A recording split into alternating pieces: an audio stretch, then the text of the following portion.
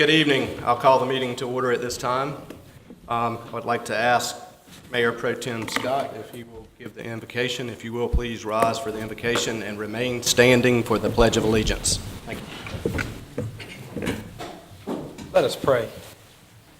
Heavenly Father, Lord, we come to you tonight to do business for the community we live in, Lord, and we're so proud of and we're glad to be a part of such great things that you have for us and that are coming before us, Father. We ask that you give us the ability to make good decisions, Lord, to support our community, our staff, and all those that live here and work here and visit here, Father.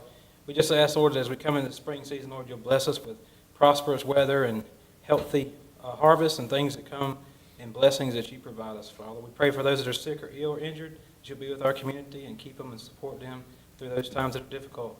We ask all this in Christ's name. Amen. Amen. I pledge allegiance to the flag of the United States of America and to the republic for which it stands, one nation, under God, indivisible, with liberty and justice for all.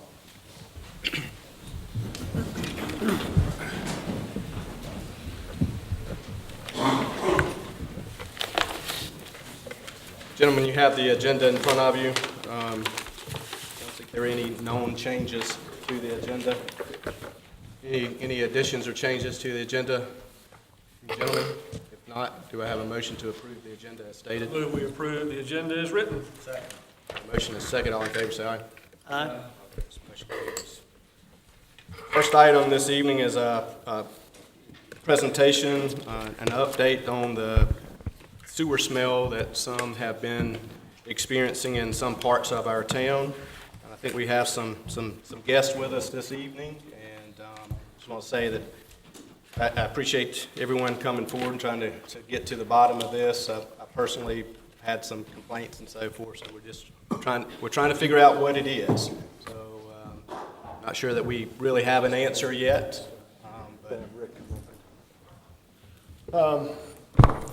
Thank you, Mr. Mayor. We do have the county manager with us tonight, Rick Hester. Also, Public Works Director the Public Utilities Director for the county, Chandra Fox, Cox Farmer, sorry. They've agreed to come here this evening, give us a little more insight into some of what is occurring in South Smithfield, along with our Public Utilities Director. I'd like to invite Rick Hester to come up for just a minute and say a few words to kind of get us started on this presentation. Mr. Manager? Thank you very much. Pleasure to have you here with us. It's a pleasure to be here. My main thing I wanted to say on the front end was, I first want to say as a servant in my role as county manager, how much I appreciate the great working relationship with the town of Smithfield, and especially working with Mike Scott. It's been a real pleasure, and we communicate quite a bit, and I appreciate that. As a citizen of Smithfield, I also want to thank you for the services you provide, and you do an outstanding job, and I'm proud to be a resident here. And we appreciate the opportunity to be here tonight on this situation. Thank you. Thank you, sir.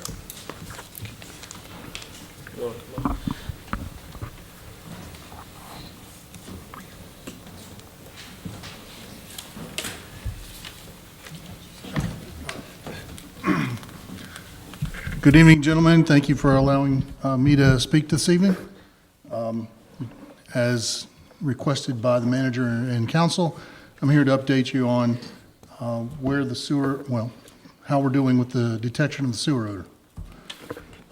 Town residents began complaining of a stronger than usual odor late November, early December of 2017.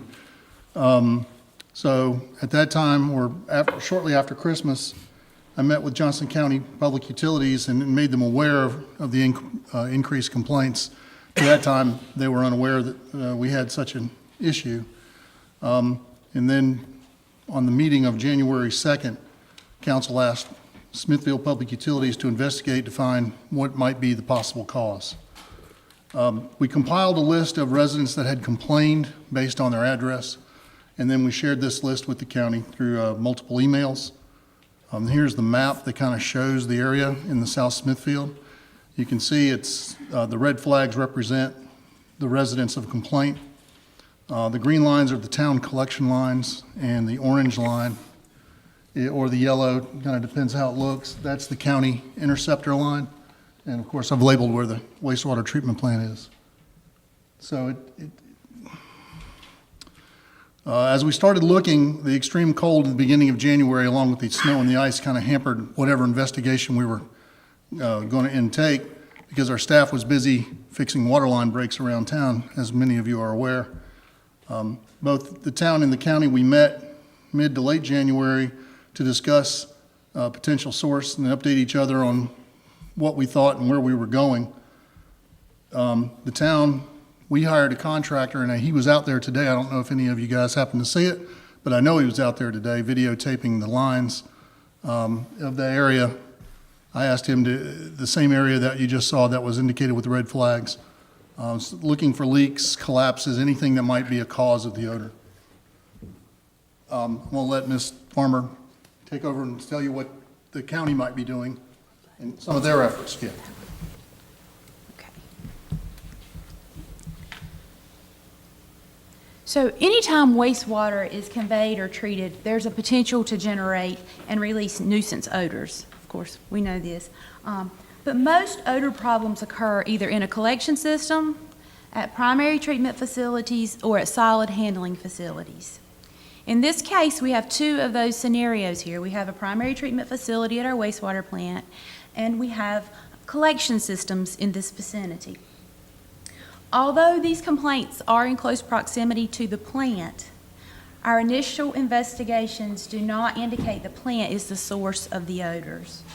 The odors appear to be originating from the collection system that is tributary to the plant, which is it was the orange and yellow lines that Ted pointed out earlier. The county recently completed a project to rehabilitate that main sewer outfall that flows to the plant.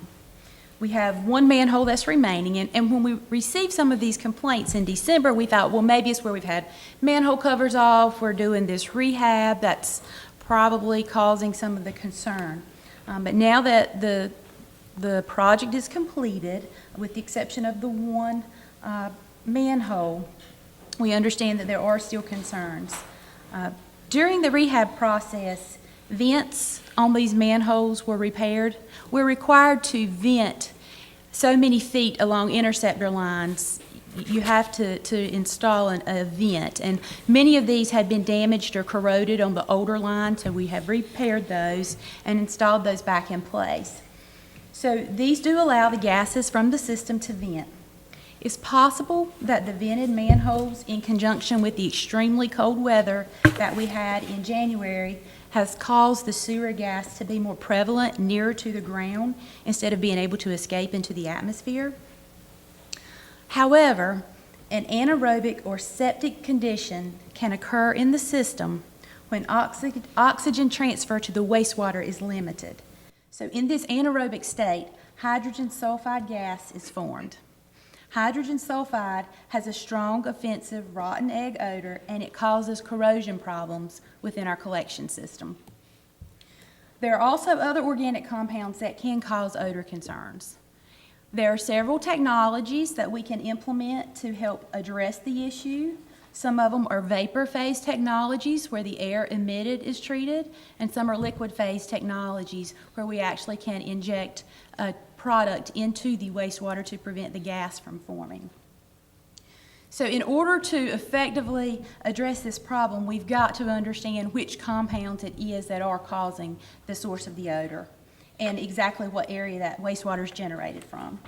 So the county has started a sampling program. In fact, we did some sampling last night at various points along the system to see if we can make these determinations.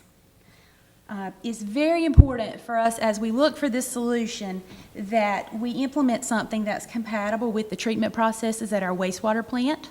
We don't want to put anything into the system that could disrupt that biological process or cause our plant to be out of compliance with our effluent when we discharge back to the river. So we will our intent is to continue to, we will utilize this data we've already collected. We are going to continue with more sampling to gather more data. We plan to consult further with some industry experts. We've already started that process, but we want to continue that process. And with this data, we hope we can identify the best solution that will be able to resolve the issues. It'll probably be a combination of those technologies that I just mentioned. And I respectfully ask for your patience and understanding as we actively work towards a solution. Our intent is to find a solution, but it is going to take a little bit of time to find one that will help in totally resolving the matter.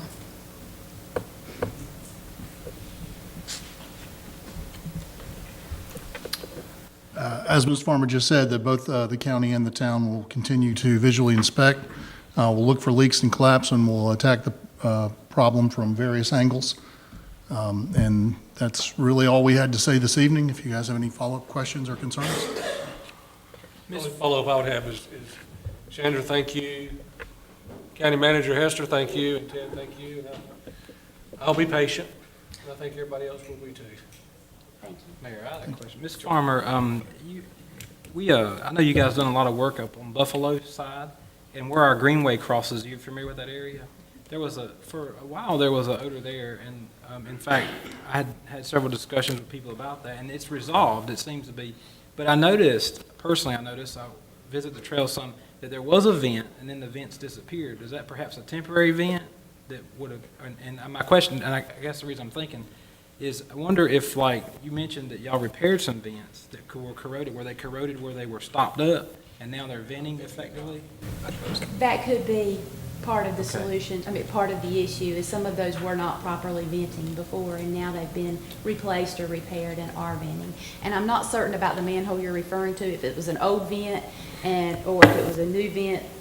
I I wasn't, don't I'm know not sure. either. We don't vent every manhole, and so we try to only vent where necessary. So is it possible that we could eliminate some of the vents where it's causing it? That's in the works. I think we're down to the minimum amount Oh, okay. right now, but we're checking on that to make sure. Thank y'all. Appreciate it. Thank you, gentlemen. Thank you very Thank much, you. Ms. Moore. Thank you. Yes. Sure. Is there a possibility that you're receiving more sewage into that sewer treatment plant than in the past? And could that possibly be part of the issue? The increased volume could be part of the issue. That's why we're measuring these concentrations, trying to determine if there is an increased concentration or if it is solely due to the volume. Thank you very much for coming this evening. Appreciate it. Our next presentation this evening is town survey results presented by ETC Institute. Turn it over to the manager. Thank you, Mr. Mayor. Jason Morato's here from ETC Institute. I just flew in about, an hour ago? Quick drive down from Raleigh, and we're glad you're here. As the council, as a reminder, we agreed to do this satisfaction survey at the end of the budget year last year so that we could have the results going forward into the budget this year, so we could prioritize our finances with what the community wanted. I can tell you I received a lot of positive feedback from the community. I'm being asked to be a part of this survey. I think it's been a great tool for us. Very pleased with the results.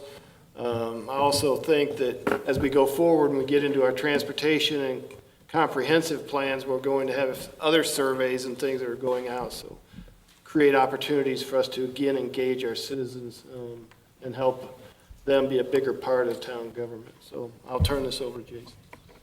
Great, thanks a lot. My name is Jason Morato. I'm a senior project manager at ETC Institute. And ETC is a marketing and research firm based in Olathe, Kansas, which is a suburb of the Kansas City metro area. And the thing that we specialize in is doing community surveys for local governments all across the country. And this past fall, for the first time, we administered a citizen satisfaction survey for the town of Smithfield. So today I'm going to go through the major findings from that survey. I have just one slide here about ETC Institute. We're based in the Kansas City area, but we're a national leader in providing market research for local governments. We've been doing this type of work for over 30 years, and in the last 10 years alone, we've done surveys in over 900 communities in 49 states. And that includes a lot of work, not just throughout North Carolina, but really in the Raleigh-Durham area. In fact, I'll be in Durham County on Thursday to present the results for their annual survey, and then in the city of Durham in about a month. So this is really the type of work that we specialize in. So today I'll go through the purpose and methodology of the survey. What I call the bottom line up front is our main conclusions from the survey, and then I'll go through some of the major findings to show how we came to those conclusions, and I'll be happy to answer any questions as well. So there's several reasons to do a survey like this. One is to objectively assess how satisfied residents are with town services, and then also determine what their priorities are for the town. Also, this survey will hopefully set a baseline for future surveys. A lot of communities that we work with do these surveys every 2 to 3 years. That way you can measure your performance over a number of years. And then also, with this survey, we're able to compare Smithfield's performance with other communities on both a regional and a national basis. So this survey was 7 pages long, and that's a pretty typical length for one of our community surveys. They're usually 6 to 7 pages. The survey was administered by a combination of mail and online to randomly selected households throughout the town. We ended up with a total of 400 completed surveys. And one thing we always do when we administer these surveys is as we collect the data, we check the demographics to make sure they match the actual population of the town. So we had a really good representation by age, gender, race and ethnicity, geographic location. And the results of these 400 surveys at the 95% level of confidence has a margin of error of plus or minus 4.9%. So essentially that means if we did this survey the same way 100 times, 95 times the results would be plus or minus 4.9% from what we're reporting. So of course the results aren't perfect, but really it's a very small margin of error. So here you can see we have a map of the town. The red dots are households that completed a survey. So we had really a pretty good distribution throughout the town. The areas without red dots are generally non-residential areas. So here's our main conclusions from the survey. We found that residents have a very positive perception of the town, and there's several reasons why we say this. One is that 70% of households are satisfied with the overall quality of town services, and that's compared to only 10% who gave a rating of below average or poor. And this is really one of the most important questions on the survey, because here we ask people to take into account all the services that the town provides and really give an overall satisfaction rating. And you'll see in a little bit that a 70% satisfaction rating is much, much higher than we usually see in other communities. And then we also found that 70% rate the town as an excellent or a good place to live, and that's compared to only 13% rated as below average or poor. We also found that satisfaction with town services overall is much higher in Smithfield than it is in other communities. And in fact, you rated above the U.S. and the regional average in 42 out of the 61 areas that we compared. We'll look at this in more detail in a little bit, but you'll see that in a lot of areas you rate much, much higher than other communities. These are not just a lot of 1% and 2% and 3% higher. And of the areas where you rate above other communities, there's a couple that I especially want to point out. One is the overall quality of town services. So again, that's kind of an overall satisfaction rating for the town. And you can see that you rate 21% above the U.S. average, 19% above the regional average. And then another area that really stands out is customer service from town employees. This is the area where you're rated at the farthest above the national average, and we'll see this in more detail in a little bit as well. But you rate it 33% above the U.S. average, 35% above the regional average. And then we also found that the top overall priorities for improvement are economic development and maintenance of streets, sidewalks, and infrastructure. So first we'll take a look at some general perceptions of the town. Here we asked residents to rate their perceptions in a number of different areas, and this question is asked on a 5-point scale. So the dark blue are people who rate each item as excellent, the light blue is good, the white is neutral, and that's a rating of a 3 on a 5-point scale, so that really means meeting expectations. And then the pink are ratings of below average or poor. So essentially as you go through these, you see that the blue are positive ratings, red are the negative. Overall, the positive rating is far outweigh the negative. And the one area I especially want to point out is that top row, overall quality of town services. I mentioned this a couple slides ago, but you can see that 70% gave positive ratings, only 10% negative. So that's a 7-to-1 ratio of positive to negative ratings. And for an average community, that ratio is usually about 2 or 3 to 1. So that's much, much better than what we normally see. Now, this was the very first question on the survey. Here we asked people to rate major categories of town services. So this is really rating at the departmental level. And then later on in the survey, we asked people to rate some more specific areas within some of these categories. So again, you can see the positive ratings far outweigh the negative overall. And in fact, if you look at those top 5 items, for each of those, more than 3/4 of residents are satisfied, compared to 7% or less who are dissatisfied. So if you just start at the top of the list, fire services, trash recycling and yard waste, police services, customer service from employees, and then library services are the highest rated items. Now for economic development, which is at the bottom, that is the one area that stood out with a much lower level of satisfaction. But even for that, you have 41% satisfied compared to only 27% dissatisfied. And then here we asked residents to rate how safe they feel in the town in a number of different areas. People generally feel safe in pretty much all situations, especially in the neighborhood during the day, of course, also in their neighborhood at night. The feeling of safety is a little bit lower for parks and greenways. There you can see 47% feel safe compared to 20% unsafe. And then here we have a map of the town again, and what we did here is we broke the results down by census block group. And we did this for every question on the survey asked on a 5-point scale. So there's well over 100 maps in the report. And this map here is for overall quality of services provided by the town. So most of this map is light blue, which means that residents pretty much throughout the town are satisfied with the overall quality of services. There's the one area that's the yellowish color, which is a rating of neutral. But there's no orange and no red. So what this means really is that the town's doing a good job providing services equally all throughout the town. So then we also did some benchmarking comparisons and found that you rate much higher than other communities in most of the areas that we compared. This is for major categories of services. The blue line are Smithfield residents who are either very satisfied or satisfied. The red are the satisfaction ratings from residents in the Atlantic region, which includes the state of North Carolina, as well as a few surrounding states. And then the yellow are satisfaction ratings from residents from all across the U.S. As we go through these, you'll see I put blue arrows by places where you rate at least 5% above both the regional and national average, and red arrows where you're at least 5% below. So here you can see there's 8 areas where you rate much higher than other communities, no red arrows at all. So if we just start at the top of this list, for trash and recycling yard waste, you can see you rate more than 10% above the national average.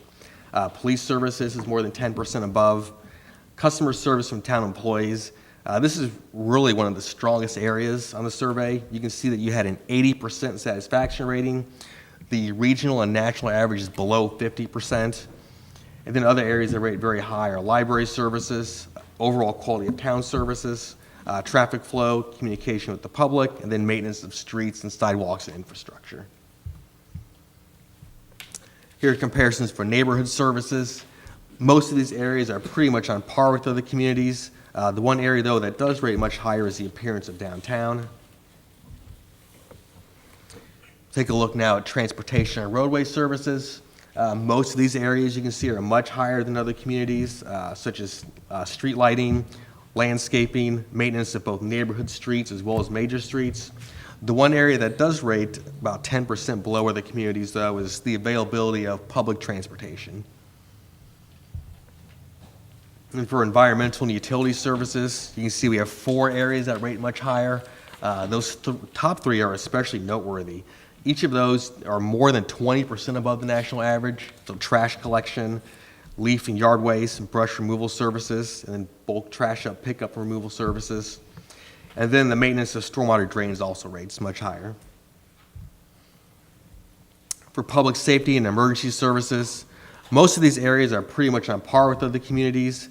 The one area that does really stand out as being much, much better is how quickly police respond to emergencies.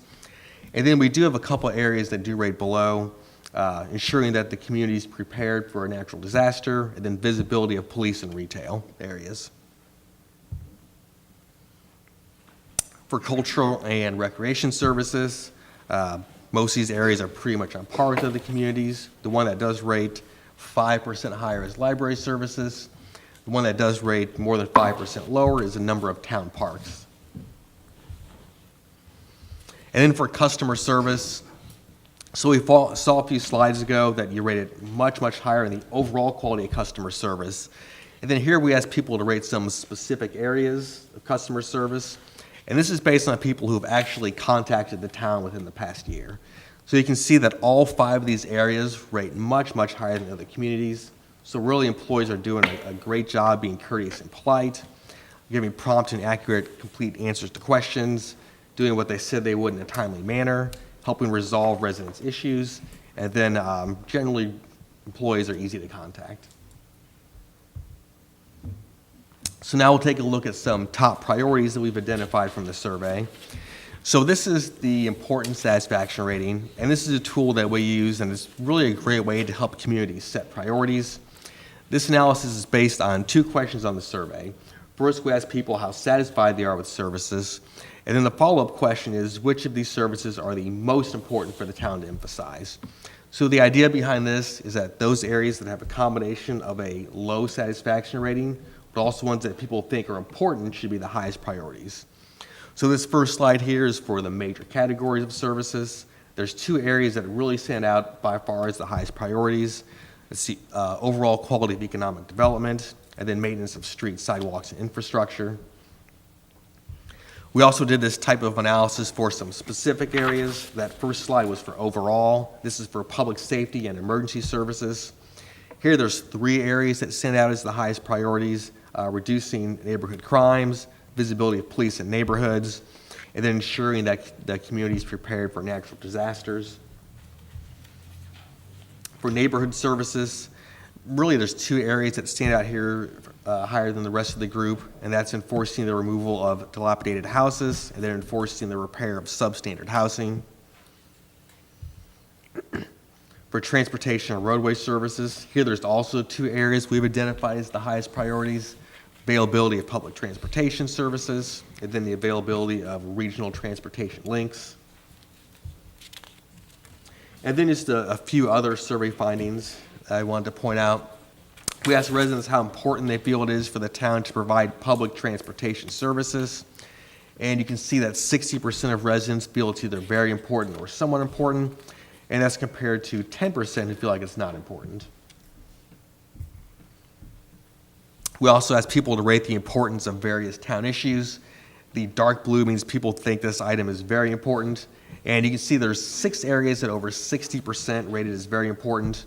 So if you just start at the top of that list, provide incentives to attract and retain businesses, the future well-being of Johnson Community College, provide incentives to attract new full-time private jobs, and then incentives to attract and retain new retail and restaurants.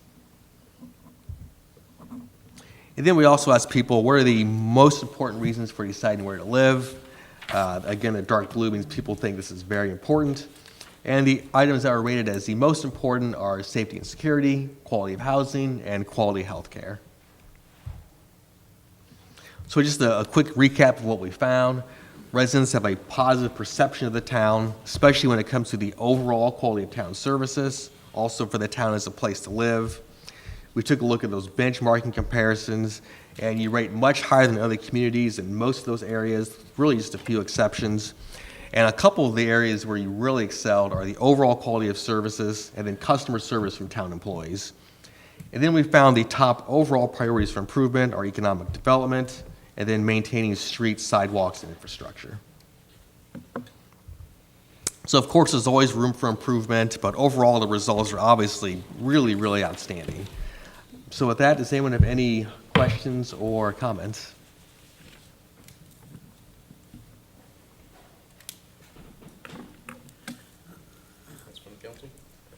I have one question. In the survey, you talked about, one of the questions that we didn't cover here, but was talking about shopping. Does people shop in town, out of town, how many out of town? Did it take into consideration online shopping? Because so many people do not, was that included in the questionnaire anyway? You know, I don't think we clarified online shopping versus actually going to the building. You know, that's a question we don't ask too often, but when we do, I don't think we've ever really asked it like that. But now that online shopping is so popular, it probably would make sense to ask whether it's online or actually going to the building. Because I think some people say they think they're shopping at home in Smithfield when they're doing it from their home. Right. In reality, that's not really shopping in Smithfield. Right. You know what I'm saying? Unless you online shop from one of our businesses in Smithfield. Right. Before I first took this job, or ran for office and met with Mr. Scott at my house, I mentioned to Mr. Scott, I said, I sure would like to help turn this thing around. And he looked at me and said, I think we already have. And that just goes to show you through this survey of how well the town was doing before I got here, and the leadership that's here, and the department heads that we have now. And before I was here, my predecessors did a great job of getting everything, and it is turned around. And I apologize for saying that to you, Mr. Scott, but I think the department heads are doing a great job, and thank you for all you do for us.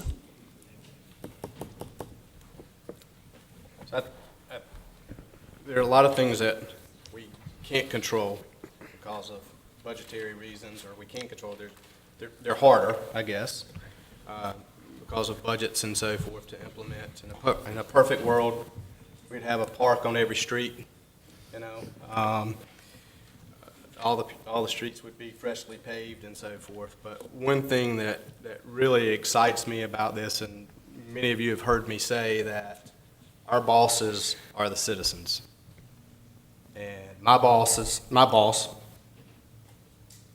the citizens of the town of Smithfield, and it really excites me that over roughly 54% of the respondents indicated that they had contacted the town in the last year, and roughly 92% of those said that the employees were courteous and polite, which is about, what did you say, about 33% above the national average, or roughly? Right. Right in that. Mm-hmm. That Exactly. really excites me. Kudos to our town staff, to our manager, our department heads. You guys are doing a tremendous job. And this is one thing that we can control, is public service and being polite. We may not have the answer, and we may not be able to provide that exact service that they want, but there is absolutely no excuse for not being polite and courteous to a citizen, because they are our bosses. So thank you very much for all that you do, Mr. Manager. Great. I think this was a wonderful survey, and I think it was very easy to read and to follow. Obviously, I'm pleased with the results, but I'm also very pleased that it was very easy. I don't think I really had, I've got a lot highlighted here, but I didn't have to pick up the phone and call the manager and say, what does this mean? It was very easy to read, so I appreciate that. Mayor, if I may, I'd like to thank the citizens for providing the feedback. I know it takes time out of their day. It's so important that we get real feedback and data that we can work with. And I can't echo your comments about how proud it is to have this data that reflects in a positive light of our community that we live in. But I do want to challenge the staff. You guys are doing a fantastic job, and manager, but I would ask you guys to take this very seriously, because this is what our customers say, and what can we do in the improvement of the areas, and let us, you know, I know we'll work on some priorities and moving forward, but I'm very thankful for the honest and transparent feedback that we've got. Thank you. Barbara? Yeah, I had a couple of findings I didn't think that was brought up. I thought was important for us to make sure that we take note of. Was one of them was that even though we may have ranked higher than people in our region and in the U.S., only 48% of our people surveyed felt that they were getting their tax dollars and fees were valuable. 51% of the people surveyed said they didn't feel that way. Even though it may be higher than average, that's something we definitely need to work towards. So, you know, we need to look at everything. We need not just only good, but bad also. So that's something we need to make sure of. Also, another thing that myself and Mr. Scott has talked about is under town communications that was listed here. It said that, we talk about quality of printed material, and 57% thought it was. Quality of utility inserts, 55%. Town efforts to keep residents informed of local issues, 47%. And we know that we have an issue about communication. So as we think about what we need to do for the future, communications need to be a big factor of that. And that perhaps is another reason why the lower rating on things that we could do to improve our overall tax value. If they know where their money was being spent, then they would also, they could see the value. I think that was important. So I just wanted to bring out those things there, because I know that we've talked about, how do we make sure we communicate better with people and our citizens and things like that. There's one other thing I think that was also mentioned about that the town of Smithfield residents would like to see more events. And that was also a survey here, and there's some things that we need to do is we need to look at how do we expand from the number of events that we have in the town of Smithfield, but get more of our people involved in across the town instead of just, we have a great Ham and Yam Festival downtown, but we need to spread that into some of the other areas and have events that we draw people to those community areas too. So but I thought that was important in the survey, and I appreciate you pointing those things out. Thank you. Thank you. I would only add, Mr. Mayor, that first, thanks, Jason, for giving us that information and presenting it here tonight. But Tim Kerrigan was involved in a livability study recently with Triangle J. We were chosen as a community to kind of spearhead that and model that for other communities. And some of the results that we got out of that livability study mirrored exactly what we saw in this survey. So we do have another mechanism that we can use to support what we're seeing here. I think I agree with everything the council said. I think we have a great staff, and they obviously work very hard at what they do. I think we have great citizens as well, and they're willing to ask the questions. The idea that they're open to coming in and asking the questions and getting the answers tells me that, well, at least we are open to hearing what needs to be said. And this survey also is part of that openness. So I applaud the council for budgeting the money to do this, and I think it's been a great tool, and it helps us to better identify exactly where we need to go and what we need to do, and also helps us in the future when we get attacked sometimes, as communities do, by these groups that do a 10-minute survey of their own accord and want to label us as being something we're not. We have the support here to show exactly what we are. Thank you for that, and thank you, Jason. Thank you to the department heads and your staff as well. Great. Thank you. Thank you very much. Okay, gentlemen, we'll move on to our public hearings for this evening. Our first public hearing is ZA-17-07.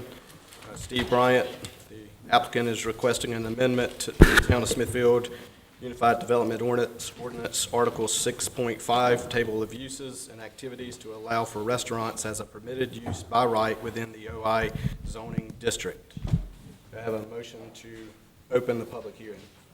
So moved, Mayor. Second. I have a motion and a second. All in favor, say aye.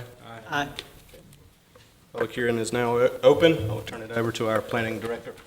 Thank you, Mr. Mayor and Council.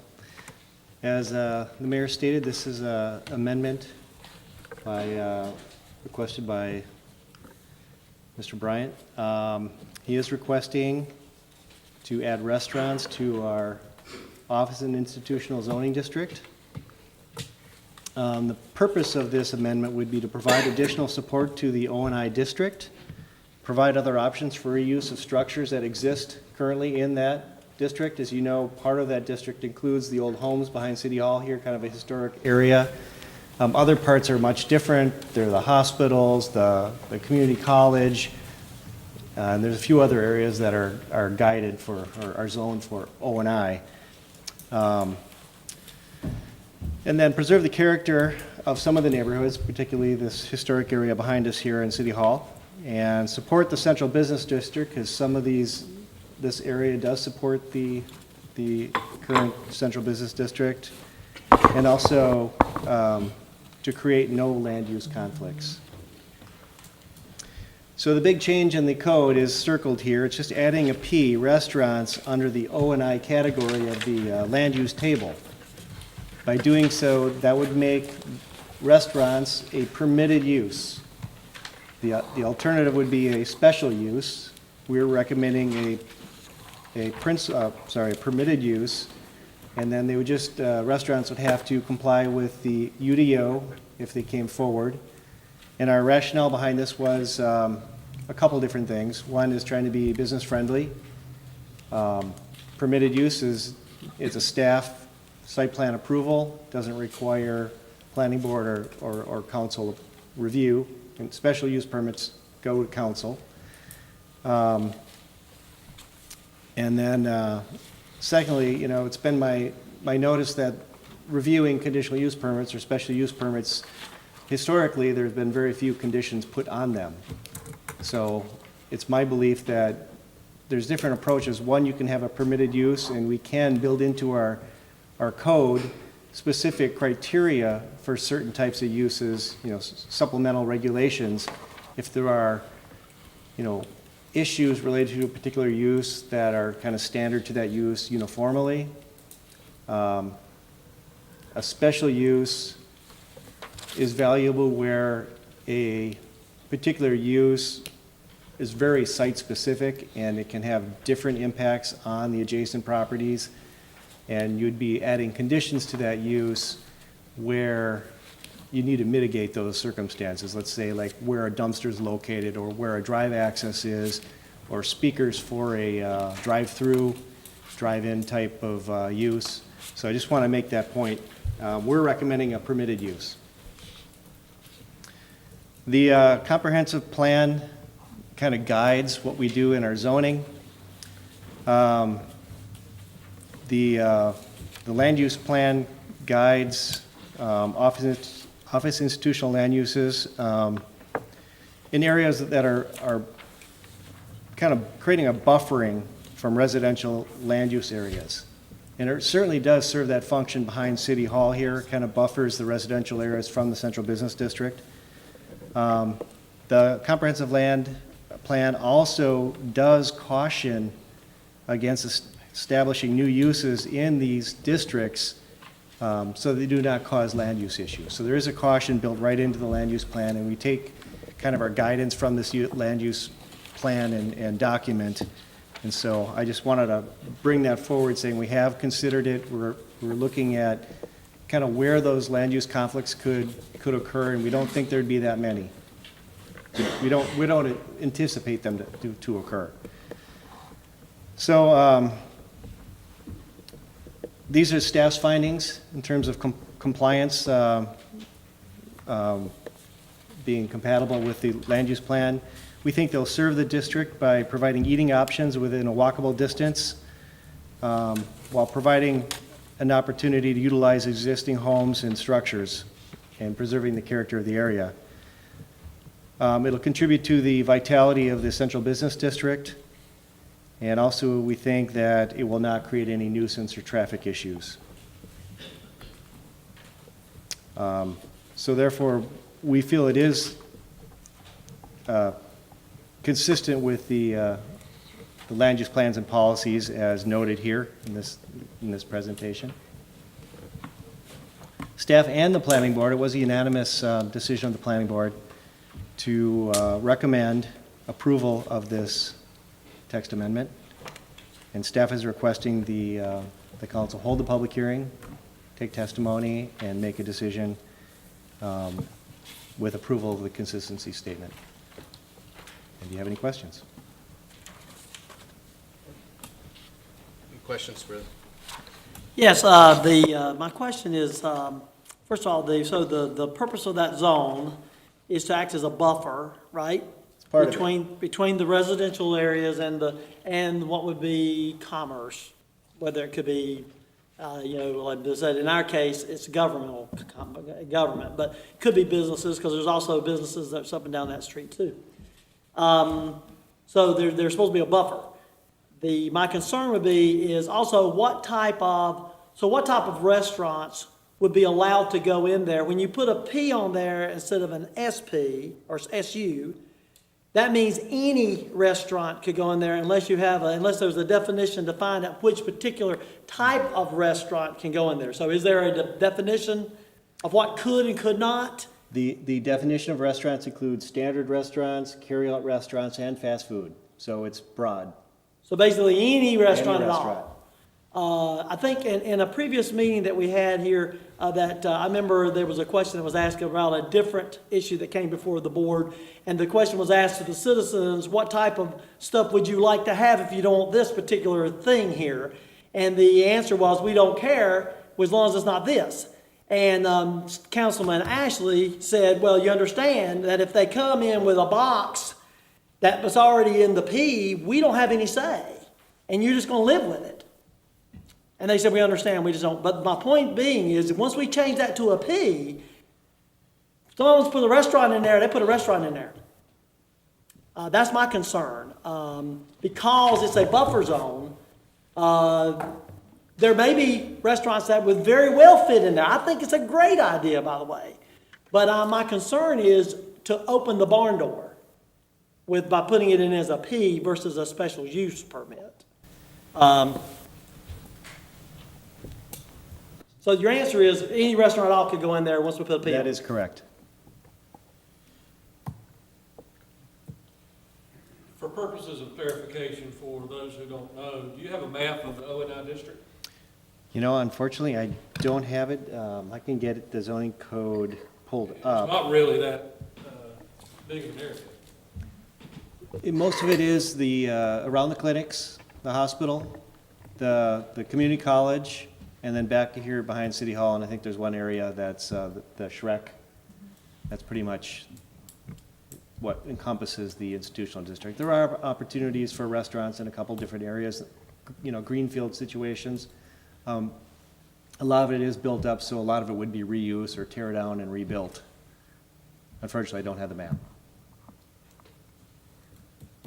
I hear your concerns, David, but I think when you look at the location of the O&I district and you look at what our plans and hopes for the future of Smithfield are, I don't think you're going to get the Yes. problem what ifs you're talking about in this area. I think it's a great idea. Sure. There is a map behind the screen here. Thanks, Ted. Paul Embler map. So areas in blue are here. Couple school sites. I believe this is the hospital area, JCC. And then we're here behind City Hall, and then there's a couple school sites elsewhere located.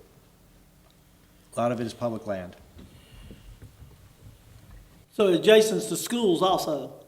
Well, there's schools sitting on there. Unless the schools go away, there wouldn't be developable sites.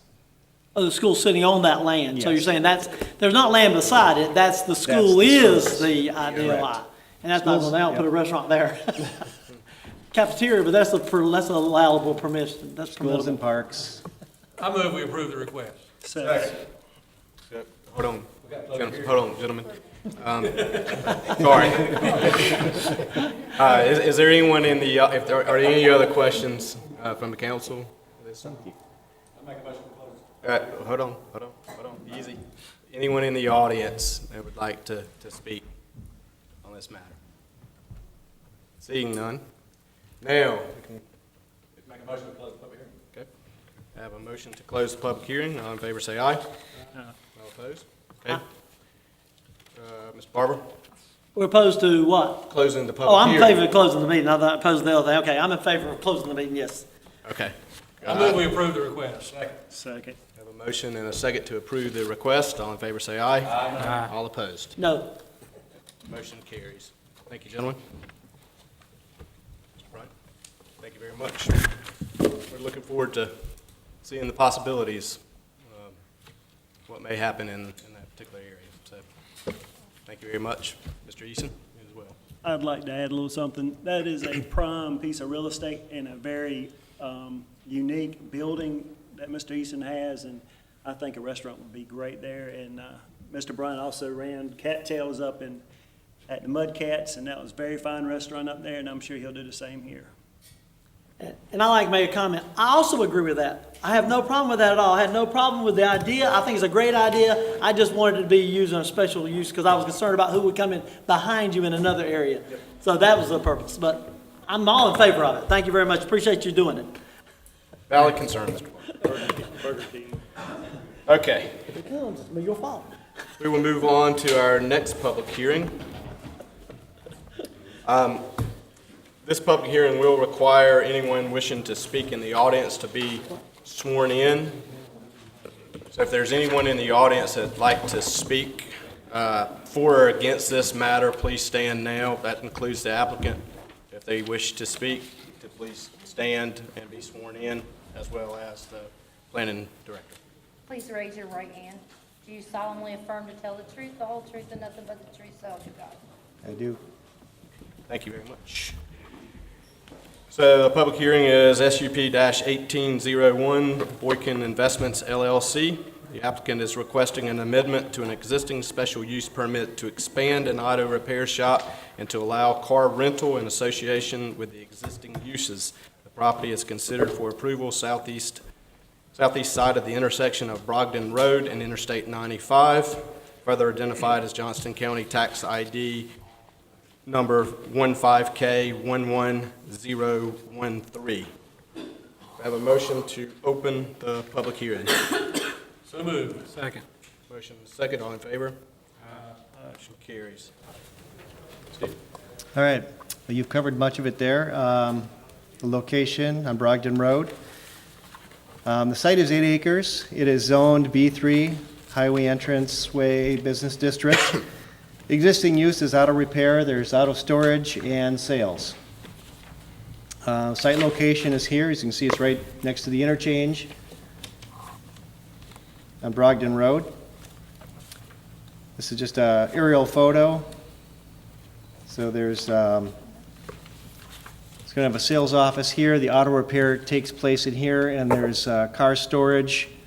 And the applicant is proposing to add to the mix. Well, they're going to expand the auto repair building a little bit. They want to do a paint spray shop and just expand the auto repair building.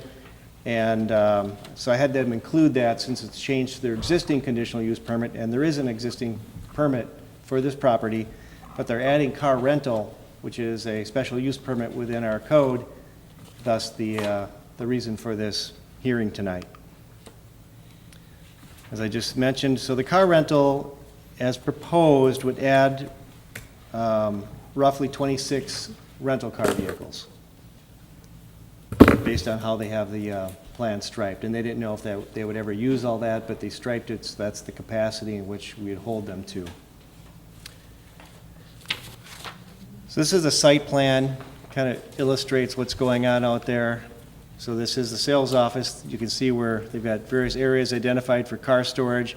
This is the area they're proposing to store the car rental.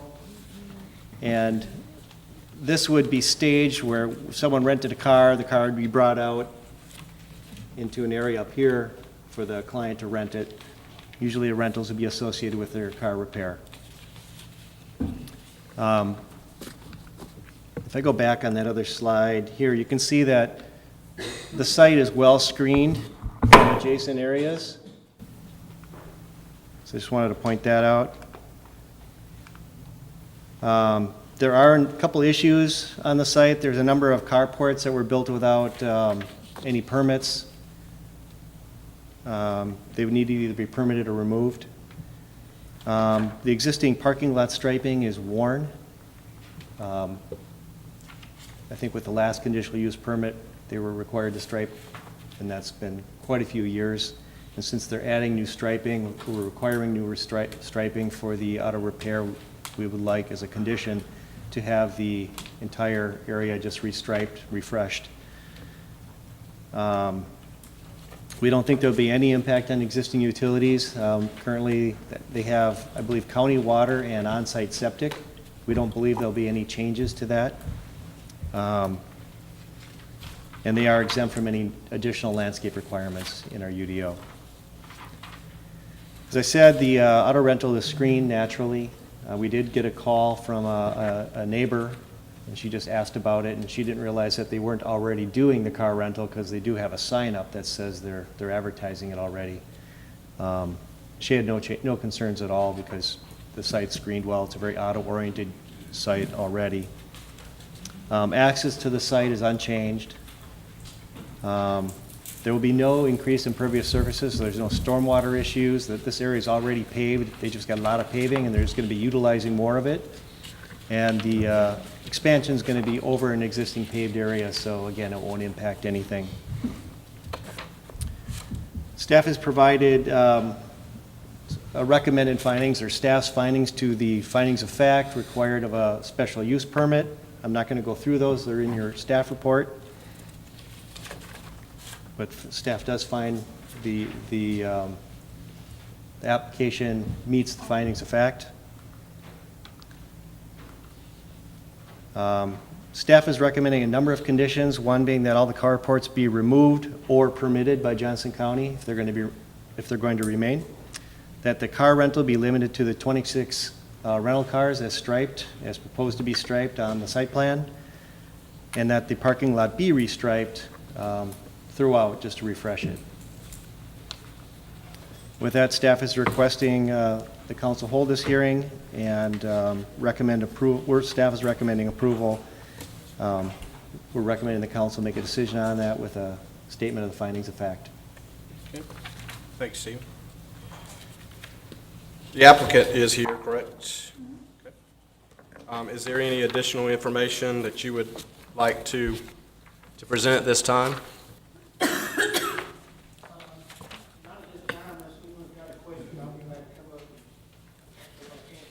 Okay. Do you agree with the statements that our planning director just reviewed? Okay. Thank you. Anyone else in the audience that would like to speak at this time for or against the matter? Okay. Seeing none, any other questions from the council? Since you're up here, I'll ask you, have you reviewed these planning department recommendation with the applicant? The applicant did get emailed a copy of my staff report. Okay. Have you had any conversation whether or not he agrees with the recommendation? We've had numerous conversations. I guess the specifics of whether they agree or not didn't come up, but they had certainly ample opportunity to express opinions. That was the purpose of sending the staff report to them, to make sure they understood what I was recommending. Close the public hearing, Mayor. Okay, I have a motion to close the public hearing. Have a second? Second. Motion and a second. All in favor, say aye. Aye. Okay.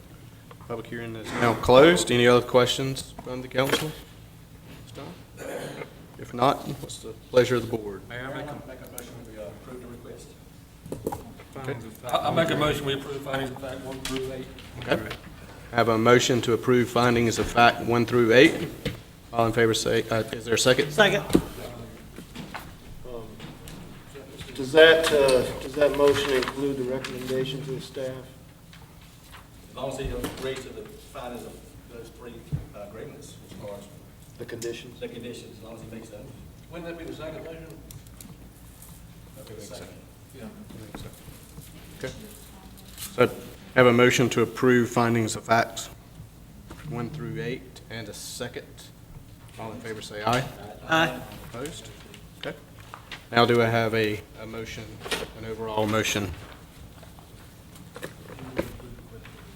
Make a motion we approve the request of that measure. Based off, and that includes the recommendations of the planning board, is that correct? Yes, sir. Okay. I have a motion and a second to approve with the conditions set forth from the staff. All in favor, say aye. Aye. All opposed? Motion carries. Thank you, gentlemen. Thank you. Okay.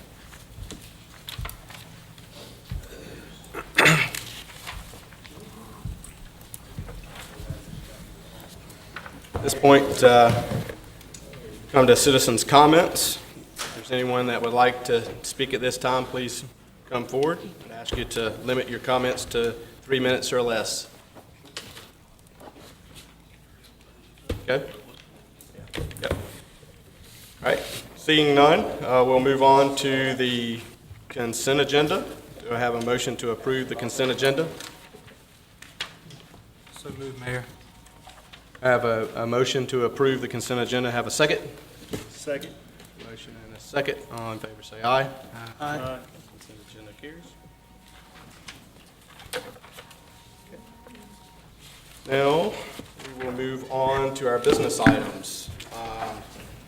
Council appointments. We have several boards that we have some vacancies on.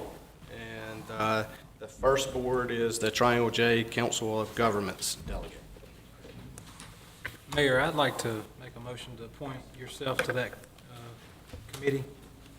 I know how important it is, DOT projects and things like that, and I know you represent the town well. I have a motion Second. and a second to appoint myself to the Triangle J. All in favor say aye. Aye. All opposed?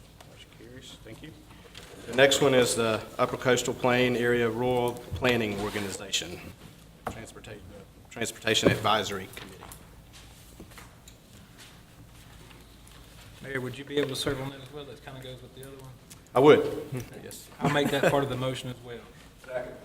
Okay, I have a motion and a second to appoint myself to the Upper Coastal Plain Area Rural Planning Organization, the Rural Transportation Advisory Committee. Motion and a second. All in favor say aye. Aye. Okay. The next one is we have an appearance commission. We have been kind of routine in the past that a board member serves as sort of an ex officio member of the appearance commission. Have anyone that's willing to take on those duties? They do meet once a month, I think. Yes, 5:36, about 5 o'clock. third Be the, yes, third Tuesday. Be 2 weeks after our council meeting. Third Tuesday of the month.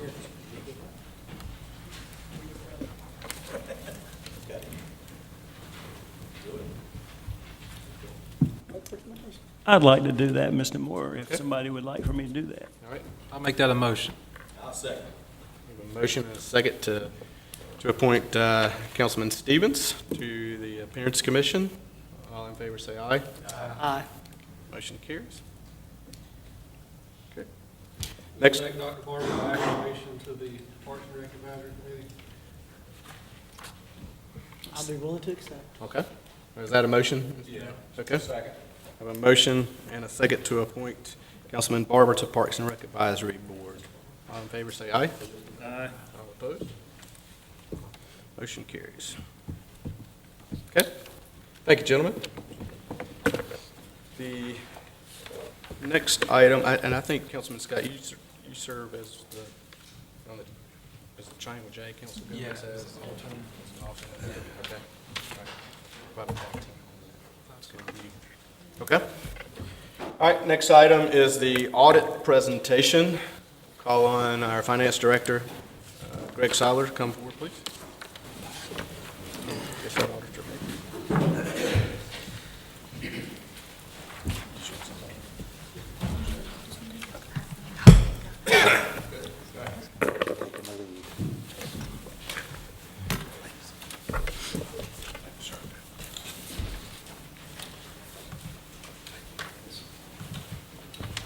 Thank you, sir.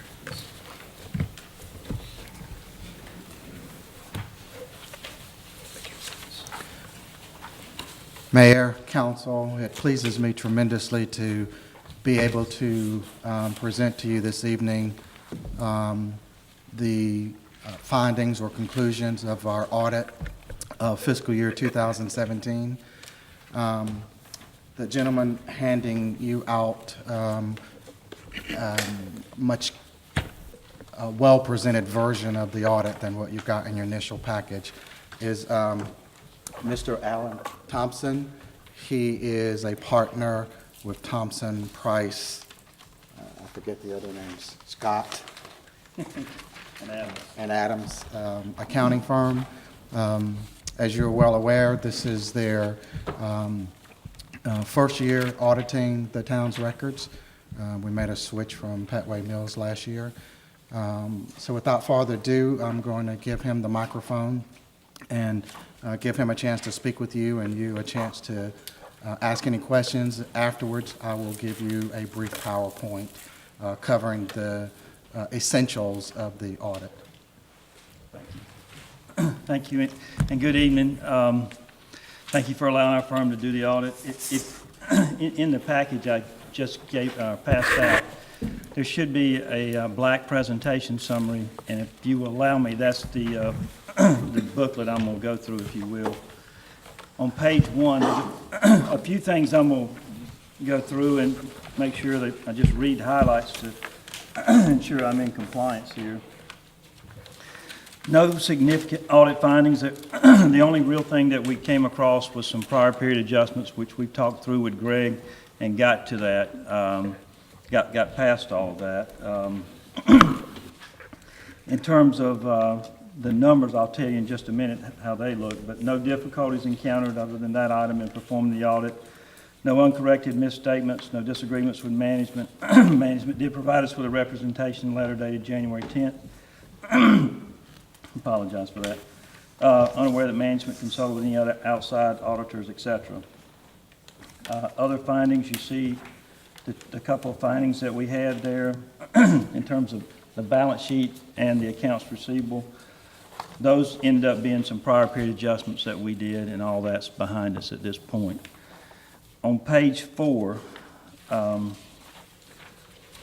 this is what we traditionally do in terms of presentations. I hope it provides you with some key information. Some people love numbers, some don't, but the point that we're attempting to do here is we go through and have found out council members, commissioners look for certain numbers in a report. We're not saying this is all of them, we're saying this is some of them. We attempt to put them in this first column and then put the previous 4 years audit report numbers beside it. So that you can not only see what the number is, but you get to put it in context with what it may have been in prior years, and you don't have to go home and pull out the last 4-year audit reports. So you can see the top number there is total fund balance in your general fund at $10,130,869. If you go back to 2013, you see that number is $3,891,791. That's a pretty dramatic increase over that period of time. You look at your unavailable fund balance, $1,971,000, restricted and assigned fund balance, $2.2 million, general fund expenditures at $12,512,751. That includes transfers out. Fund balance available as a percentage, 65.21. Unassigned fund balance at $7.8 million. Unassigned fund balance as a percentage at 62.72. Revenues over and under expenses before contributions paid, transfers out. You see general fund $1,888,000, electric fund $1,817,000, water and sewer fund $1,233,000. Then you see cash, fixed assets, accumulated depreciation in your water sewer fund. Total fixed assets at $43 million, accumulated depreciation $10.3 million, and cash at $6.6 million. Then the cash by fund, $8.6 in your general fund, $9.28 in the electric, $6.6 in your water sewer, and other governmentals is $7,514, and that varies depending on where projects are, etc. Total fund balance, again, general fund 10.1, electric fund at 15.8, water sewer fund at 10.8, and a negative in the other governmentals, and again, that could be the status of a project, grant, etc.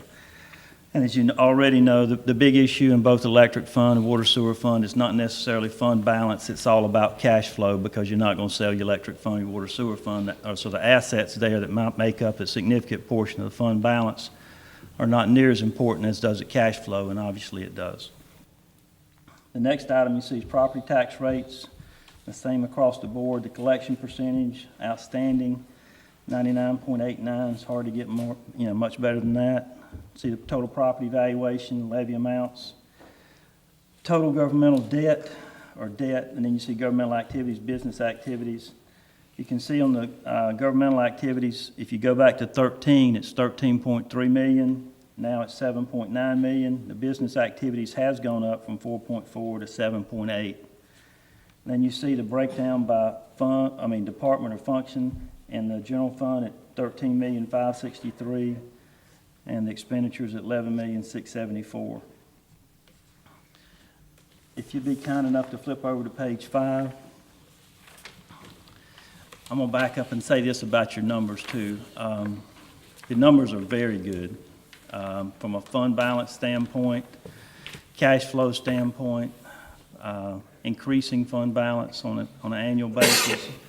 Those are strong numbers. As a board, a town, management, et cetera, you should be very happy, pleased with those type numbers. You can see on page 5, that trend is depicted out in the top chart there, total fund balance in blue, restricted and assigned in red. The bottom chart shows the analysis of fund balance as a percentage of general fund expenses, the blue being Smithfield, the group weighted average being in red. That's a very strong looking chart. On page 6, you see your unassigned fund balance as a percentage of general fund expenditures. That's the type of chart you'd love to see. On the bottom, you see revenues over and unexpenses before transfers and contribution, all positive numbers. On page 7, you see your accumulated cash and accumulated depreciation of water sewer fund, total fixed assets, accumulated depreciation in cash. On the bottom of that same page, you see cash balances and fund balances in a pie chart with the respective numbers right underneath there. At cash at 24.5 and fund balances at 36.8. On page 8, at the top, you see your property tax rates and the group weighted average. On the bottom, you see the collection percentages for the town, as well as the group weighted average and the statewide average, with the town being above both. On the top of page 9, you see your total property value and levy amounts in those charts.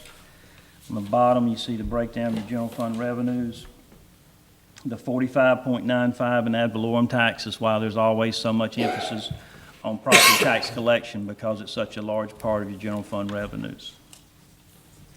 And then on page 10, you see the breakout of your general fund expenses with public safety, cultural recreation, general government, all having a significant part in that. The main reason you hire an audit firm is to issue an opinion. We did issue an unmodified report, which is a quote-unquote clean report. The numbers that the town has are strong.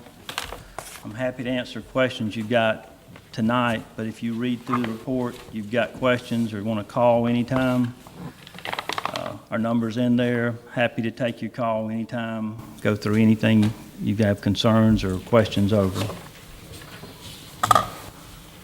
I do have a brief question. Yes, sir. On the general fund revenues. Yes, sir.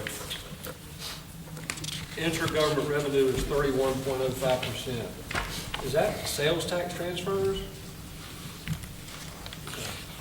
Well, what would sales and services be? Would that be the fees collected by the town for? Sales and services? Yeah. We collect money from sanitation pickup, so Okay. that's considered sales and service. Gotcha.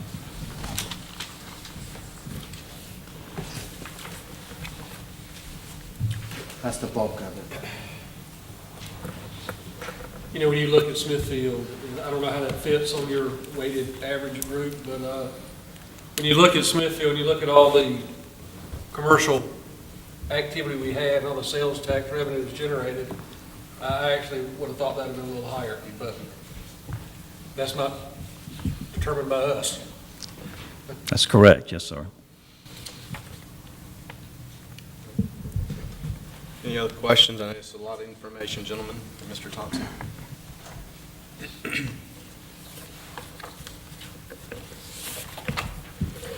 While the council's looking, Mr. Thompson, I just want to say thank you for, I know you had several, I think, other presentations tonight as well, and thank you for coming.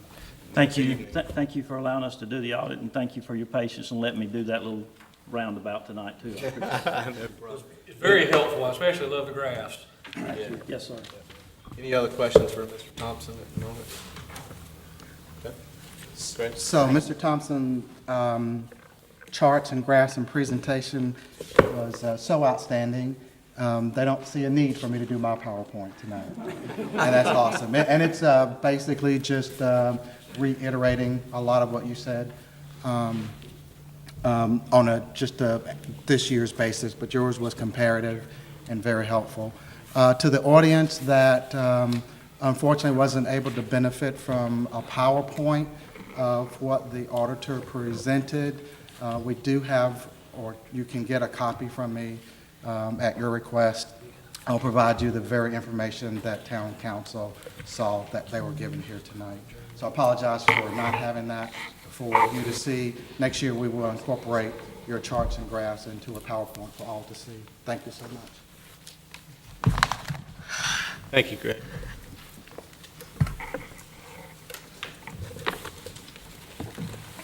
At this point, we come to council members' comments.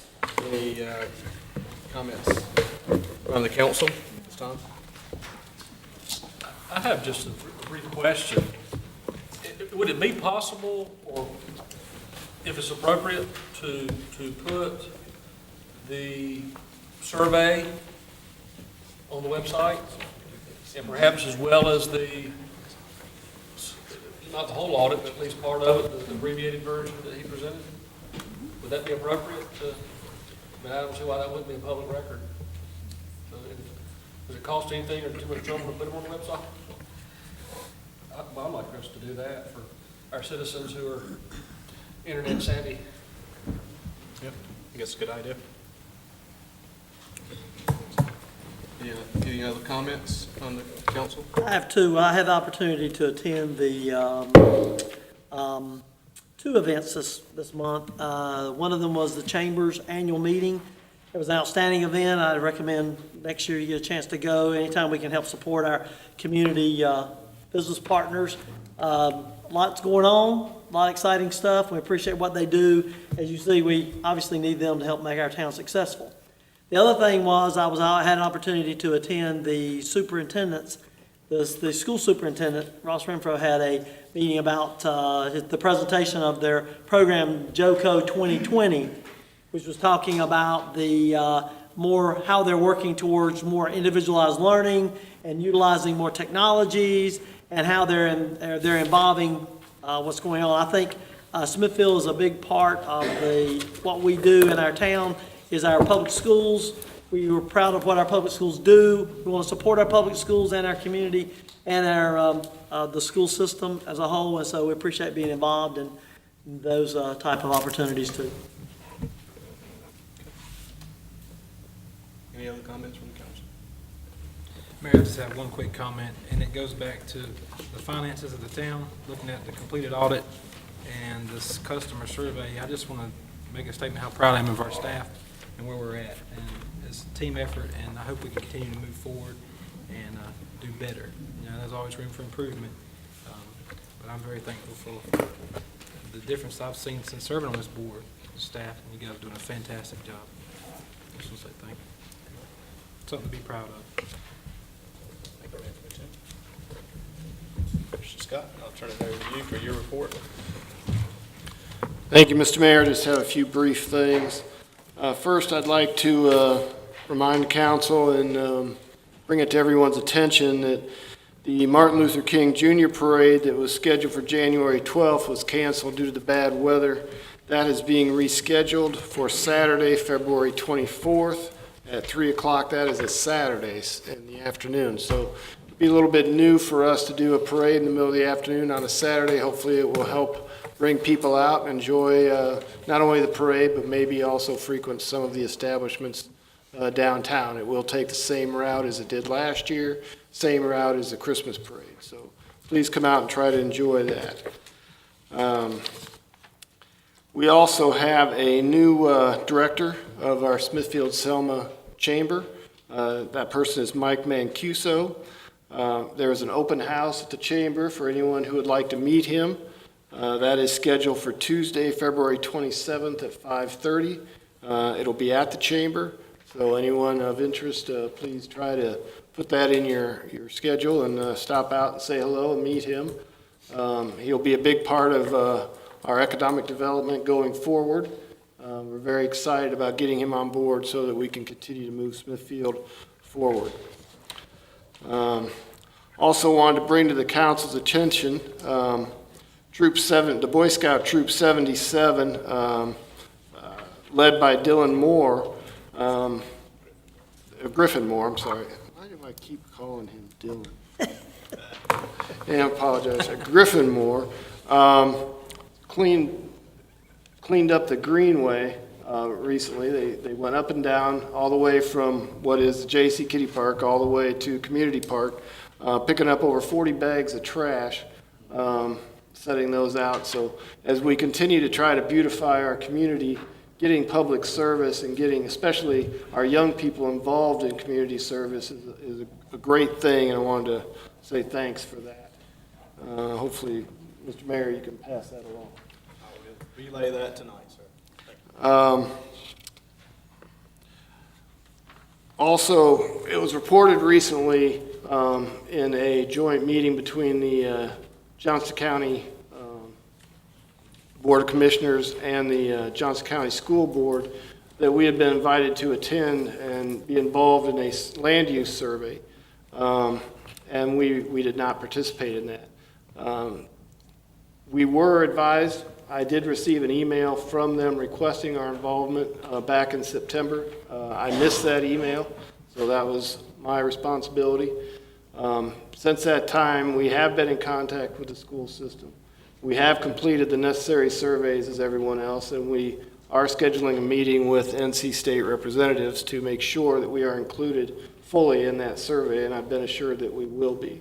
So I apologize to the board for missing that email, but also am happy to report that we will be a part of that study going forward. Lastly, I also wanted to bring to the board's attention, it's in my report, we've been moving from our records management system in finance, our utility billing from our old Logix antiquated system to our new Tyler system. That caused us to cut communication between the two for about 7 days so that we could close out the old system and begin the new. Unfortunately, we weren't able to actually start the new system up simultaneously at the same time. So we were stuck taking all of our payments by hand and logging all of that stuff by hand. And then when we reopened the new Tyler system, going back and posting all of that information backward, basically. So because of that, as well as a couple other little glitches during that week, we are a little behind in getting our utility bills out this month. We usually have them out at the first of the month. They will not be going out until tomorrow. They'll be at the post office and will be mailed. That's for bills that will be due on the 20th of this month, and we'll make the necessary adjustments for those billings. But I wanted to make sure that the council was aware of that. If people start seeing their bills come a little bit late, that's why. Certainly believe that Greg and his people have the wrinkles ironed out now and should not be a problem going forward. But it's one of those things that we kind of expected we may have a problem. And actually, it's done a pretty good job overall, keeping everybody on task and keeping us on schedule. With that, Mr. Mayor, I have nothing further. Okay. Thank you, Mr. Scott. So if there's nothing further, gentlemen, we do have a closed session that we need to go into to discuss a couple of items with the town attorney. Originally, I wasn't sure how long our meeting was going to go tonight, audit and so forth, so I know I'd spoken to several of you tonight about possibly recessing this meeting at this time, but if it pleases the board, we'll go into closed session for a little while since it's only 8:25. Okay. I move we go into closed session pursuant to North Carolina General Statute 143.318-11A3. Second. Motion and a second to go into closed session. All in favor say aye. Aye. Gentlemen, we'll go into closed session.